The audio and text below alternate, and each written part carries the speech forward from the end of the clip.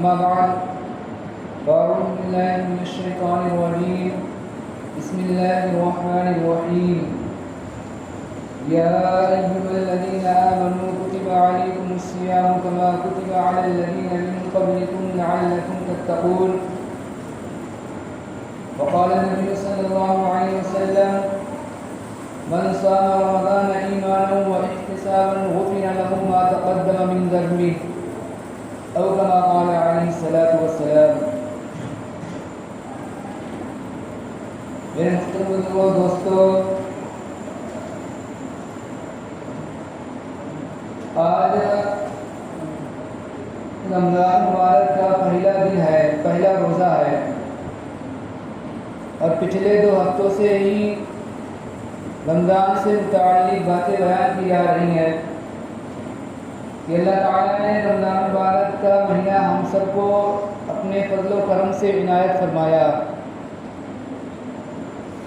اس پر ہم اللہ رب العزت کا جتنا بھی شکر ادا کریں اتنا کم ہے کہ اللہ تعالیٰ نے اپنے فضل و کرم سے ہم سب کو اتنا بابرکت مہینہ عنایت فرمایا. اس کے بارے میں خود حضور پاک صلی اللہ علیہ وسلم 2 مہینے قبل ہی دعا مانگا کرتے تھے، اللہم بارک لنا فی رجب و شعبان وبلغنا رمضان، کہ اللہ ہمیں میرے لیے رجب اور شعبان میں ہمارے لیے برکت عطا فرما اور ہم کو رمضان مبارک کے مقدس مہینے تک پہنچا دیجیے.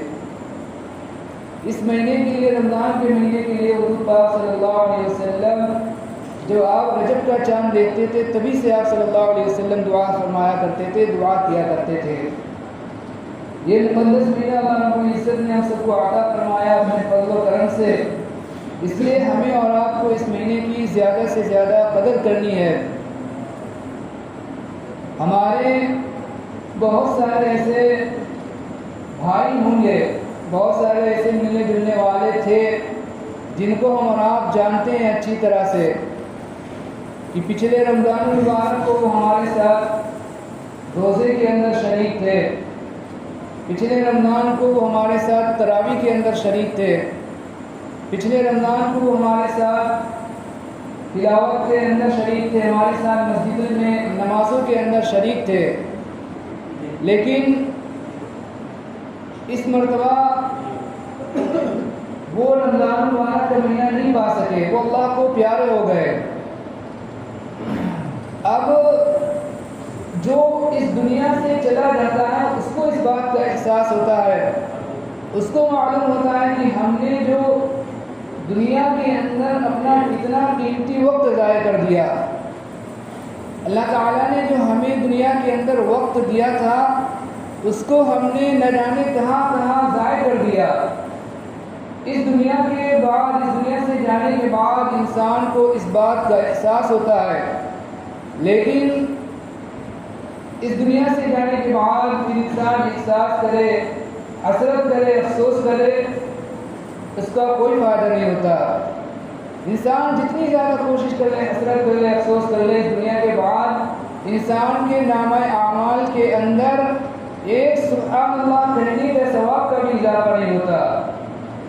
اللہ تعالیٰ نے ہمیں اور آپ کو یہ مقدس مہینہ عطا فرمایا، وقت عطا فرمایا اس دنیا کے اندر. ہم ابھی جو زیادہ سے زیادہ نیکیاں کما سکتے ہیں، زیادہ سے زیادہ ہم کیا کر سکتے ہیں، نیکیاں کر سکتے ہیں. اس دنیا سے جانے کے بعد اگر ہم کوشش کر لیں، حسرت کر لیں، افسوس کر لیں، ہم اپنے نامہ اعمال کے اندر ایک نیکی کا بھی اضافہ نہیں کر سکتے. ہم صرف اور صرف دوسروں کے رحم و کرم کے اوپر رہ جاتے ہیں کہ کاش کہ ہمارا کوئی گھر والا ہمیں ثواب پہنچا دے، کاش کہ ہمارا کوئی ملنے جلنے والا ہمیں کچھ پڑھ کر ثواب پہنچا دے، کاش کہ ہمارا دوست ہم کو کچھ پڑھ کر ہمیں ثواب عطا فرما دے، ہم کو ثواب پہنچا دے. بس یہی انسان کی ایک فکر رہتی ہے اس دنیا کے جانے کے بعد کہ ہمارے گھر والے، ہمارے دوست احباب، ہمارے رشتہ دار کاش کہ ہمیں کچھ ثواب پہنچا دے تاکہ ہمارا کیا ہو جائے، ہمارا بھی کچھ بھلا ہو جائے. لیکن اللہ رب العزت نے ہمیں اور آپ کو اپنے فضل و کرم سے یہ مقدس مہینہ عنایت فرمایا اس لیے ہمیں اور آپ کو اس مہینے کی زیادہ سے زیادہ قدر کرنی ہے. اس مہینے کے اندر ہمیں اور آپ کو زیادہ سے زیادہ تلاوت کرنی ہے. زیادہ سے زیادہ اس مہینے کے اندر ہمیں اور آپ کو نمازیں پڑھنا ہے, تلاوت کرنا ہے, ذکر و اذکار کرنا ہے. اس لیے کہ اس مہینے کے اندر اللہ رب العزت جو ثواب ہے وہ بڑھا دیتے ہیں. نفل کا ثواب فرض کے برابر کر دیا جاتا ہے, اور ایک فرض کا ثواب جو اس مہینے کے اندر 70 فرائض کے برابر کر دیا جاتا ہے. اتنا زیادہ اس مہینے کے اندر ثواب کو بڑھا دیا جاتا ہے. اللہ رب العزت نے قرآن مجید کے اندر ارشاد فرمایا یا ایھا الذین آمنوا کتب علیکم الصیام کما کتب علی الذین من قبلکم لعلکم تتقون. یہ اے ایمان والو تم پر روزے فرض کیے گئے ہیں. یہ روزے کیا ہے؟ یہ روزے فرض ہیں. اسلام کے 5 ارکان ہیں, اس میں سے ایک رکن کیا ہے؟ یہ روزہ ہے. اسلام کی 5 بنیادیں ہیں. بني الإسلام على 5 شهادة لا إله إلا الله وأن محمدا عبده ورسوله وإقام الصلاة وإيتاء الزكاة وصوم رمضان وحج البيت من استطاع إليه سبيلا. اسلام کی بنیاد 5 چیزوں کے اوپر رکھی گئی ہے. ان میں سے ایک کیا ہے؟ ایک ہے روزہ. اللہ تعالیٰ نے قرآن مجید کے اندر ارشاد فرمایا یا ایھا الذین آمنوا کتب علیکم الصیام کما کتب علی الذین من قبلکم لعلکم تتقون. یہ اے ایمان والو تم پر روزے فرض کیے گئے ہیں, اور یہ روزے جو تم پر فرض کیے گئے ہیں یہ مت سمجھنا کہ صرف تم پر ہی فرض کیے گئے, تم سے پہلے جو لوگ گزرے ہیں ان پر بھی یہ روزے فرض کیے گئے ہیں. یا ایھا الذین آمنوا کتب علیکم الصیام کما کتب علی الذین من قبلکم. تم سے پہلے جو لوگ گزر گئے ہیں ان کے اوپر بھی روزے فرض تھے, فرض کیے گئے ہیں.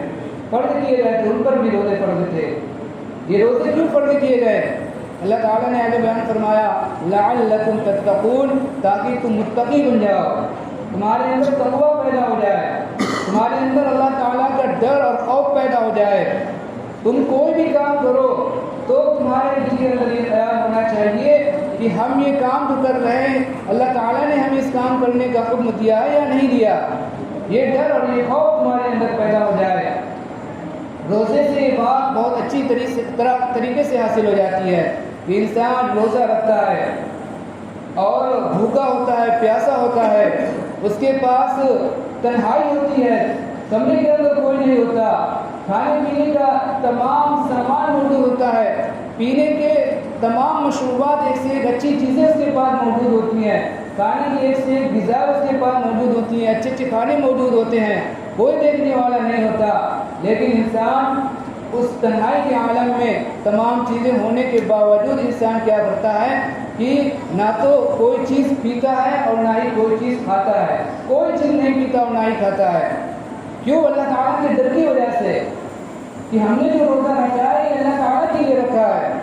تو یہ تقویٰ جو انسان یہاں جو انسان کے دل کے اندر ہے اللہ تعالیٰ کا ڈر اور خوف ہے, رمضان کے بعد عام دنوں کے اندر بھی, عام حالات کے اندر بھی زندگی کا کوئی بھی شعبہ ہو, یہ تقویٰ یہ ڈر انسان کے اندر پیدا ہو جائے. جب بھی انسان رمضان ہو یا غیر رمضان ہو, جب بھی انسان کوئی کام کرے تو اس کے دل کے اندر فوراً یہ بات آ جانا چاہیے کہ اللہ تعالیٰ نے ہمیں اس بات کرنے کا حکم دیا ہے یا نہیں, یہ کام کرنے کا حکم دیا ہے یا نہیں دیا. یہ تقویٰ انسان کے اندر پیدا ہو جائے لعلکم تتقون.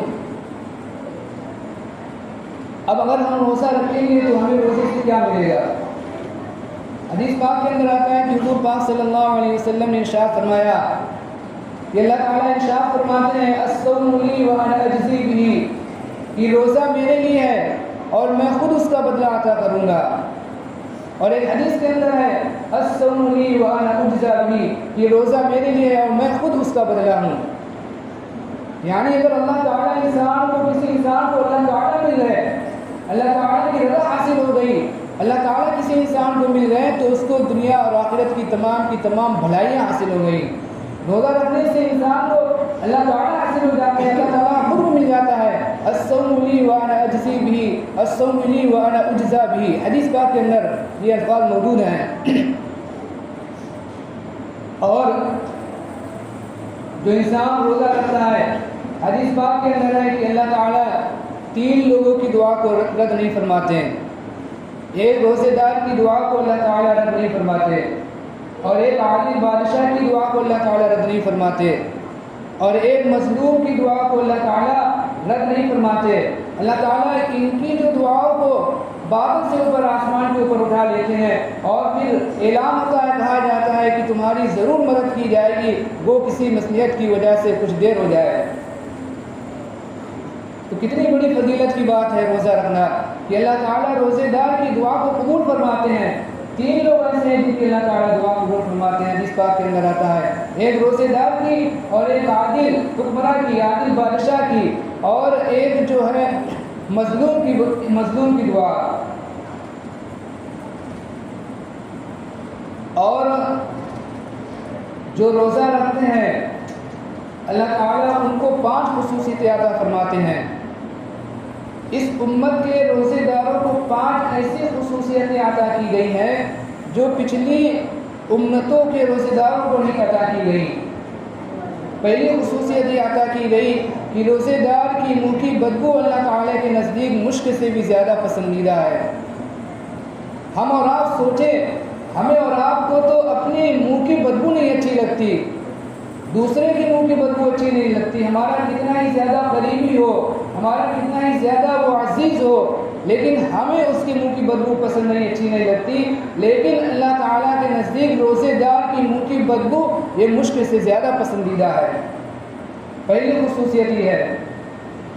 اور دوسری خصوصیت یہ ہے کہ سمندر کی مچھلیاں، دریا کی مچھلیاں جو ہیں وہ روزے دار کے لیے دعا کرتی ہیں، دعا کرتی ہیں مچھلیاں روزے دار کے لیے۔ اور تیسری خصوصیت جو اس امت کے روزے دار کو عطا کی گئی وہ یہ ہے کہ اس امت کے روزے داروں کے لیے جنت کو سجایا جاتا ہے، آراستہ کیا جاتا ہے، جنت کو سجایا جاتا ہے روزے داروں کے لیے۔ اور چوتھی خصوصیت جو دی گئی وہ یہ ہے کہ شرک شیاطین کو جو اس مہینے کے اندر قید کر دیا جاتا ہے۔ اور 5ویں خصوصیت یہ ہے کہ رمضان مبارک کے آخری دن کے اندر روزے داروں کی مغفرت کر دی جاتی ہے، روزے داروں کی بخشش کر دی جاتی ہے، ان کی مغفرت کر دی جاتی ہے۔ یہ 5 خصوصیتیں ایسی ہیں جو اللہ تعالیٰ نے صرف اور صرف اس امت کے روزے داروں کو عطا فرمائی، اور دیگر امت کے روزے داروں کو یہ 5 خصوصیتیں حدیث پاک کے اندر نہیں عطا کی گئی، صرف اسی امت کے روزے داروں کو یہ 5 خصوصیتیں اللہ تعالیٰ نے عطا فرمائی۔ اب رمضان مبارک کی اہمیت کا اگر ہم اور بھی اندازہ لگانا چاہیں، رمضان مبارک کا اگر ہم اس کی عظمت کا اور اس کی قدر و منزلت کا اگر اور بھی اندازہ لگانا چاہیں، پتہ کرنا چاہیں، تو ہم اس حدیث کے ذریعے سے یہ معلوم کر سکتے ہیں۔ حدیث پاک کے اندر آتا ہے کہ حضور پاک صلی اللہ علیہ وسلم نے منبر کی پہلی سیڑھی کے اوپر پیر رکھا اور فرمایا آمین۔ پھر آپ صلی اللہ علیہ وسلم نے دوسری سیڑھی کے اوپر پیر رکھا، پھر فرمایا آمین۔ پھر آپ صلی اللہ علیہ وسلم نے تیسری سیڑھی کے اوپر پیر رکھا، پھر فرمایا آمین۔ صحابہ رضی اللہ عنہم اجمعین نے آپ صلی اللہ علیہ وسلم سے پوچھا، یا رسول اللہ، آج آپ نے ایسی بات کی جو اس سے پہلے ہم نے آپ سے نہیں دیکھی۔ حضور پاک صلی اللہ علیہ وسلم نے فرمایا کہ جبرائیل امین آئے تھے، اور جب میں نے پہلی سیڑھی کے اوپر پیر رکھا تو انہوں نے فرمایا کہ ہلاک ہو وہ شخص جس نے رمضان مبارک کا مہینہ پایا اور وہ اپنی مغفرت نہیں کروا سکا۔ پہلی سیڑھی پر میں نے جب پیر رکھا تو جبرائیل علیہ السلام نے فرمایا کہ ہلاک ہو جائے وہ شخص جس نے رمضان مبارک کا مہینہ پایا اور وہ اپنی مغفرت نہیں کروا پایا۔ پھر جب میں نے دوسری سیڑھی کے اوپر پیر رکھا تو حضرت جبرائیل نے علیہ السلام نے فرمایا کہ ہلاک ہو وہ شخص جس کے سامنے میرا نام مبارک آئے اور وہ مجھ پر درود نہ بھیجے۔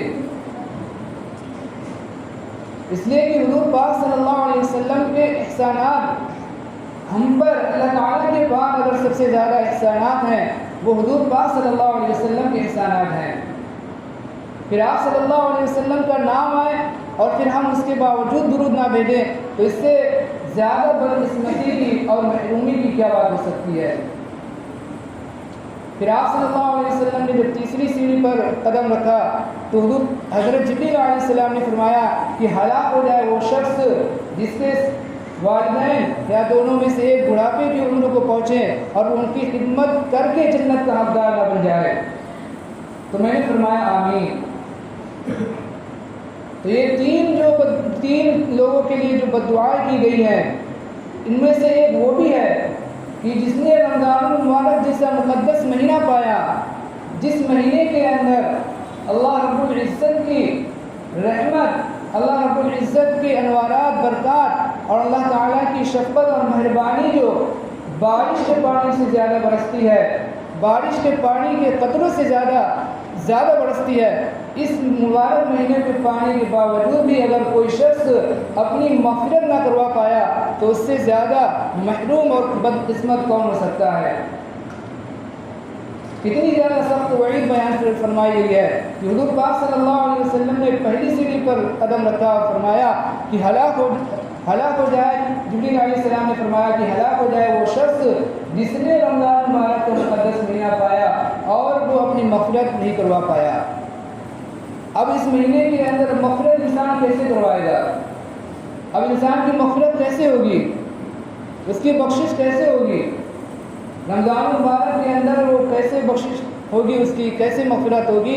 تو بخشش اور مغفرت جب ہی ہوگی جب انسان ویسے اعمال کرے گا، انسان گناہوں سے بچے گا، انسان روزہ رکھے گا، انسان جو ہم اور آپ جب 300 روزے رکھیں گے اور قرآن کی تلاوت کریں گے اور تراویح پابندی سے پڑھیں گے اور رمضان مبارک کے جو 300 روزے ہیں ان کو پابندی کے ساتھ ادا کریں گے اور جو گناہ والے کام ہیں ان کو جب ہم چھوڑ دیں گے اور اللہ تعالیٰ کے سامنے ہم عاجزی کے ساتھ اللہ تعالیٰ سے ہم دعا کریں گے، مغفرت مانگیں گے، تبھی تو ہم یہ مغفرت والے کام کرنے والے بن جائیں گے۔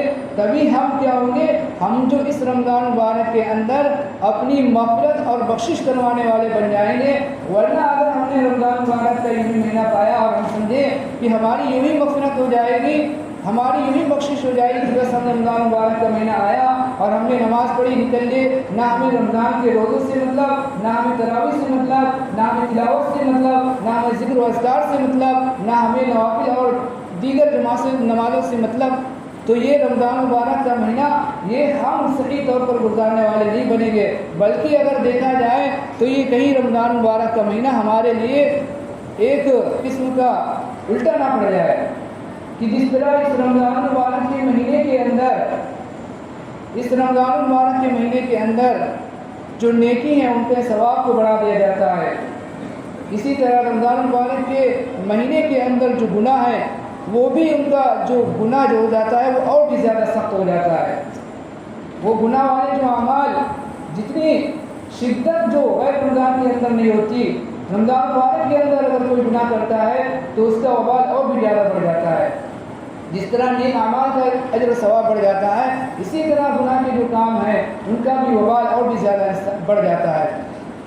اس لیے اللہ تعالیٰ نے جب ہمیں اور آپ کو یہ رمضان مبارک کا مہینہ عطا فرمایا، حضور پاک صلی اللہ علیہ وسلم نے ارشاد فرمایا من صام رمضان ایمانا واحتسابا غفر له ما تقدم من ذنبه، جس شخص نے رمضان مبارک کے روزے رکھے ایمان اور ثواب کی نیت سے، اللہ تعالیٰ اس کے تمام پچھلے گناہ کو معاف فرما دیتے ہیں۔ جب اللہ تعالیٰ نے ہمیں اور آپ کو یہ رمضان مبارک کا مقدس مہینہ عطا فرمایا، ہم اس مہینے کو زیادہ سے زیادہ عبادت کے اندر گزارنے کی فکر کریں اور گناہوں سے بچ کر اس مہینے کو گزاریں، تاکہ ہم جو اس مہینے کے اندر اپنی مغفرت کروا سکیں، مغفرت والے اعمال کر کے ہم اپنی مغفرت اور بخشش کروا سکیں۔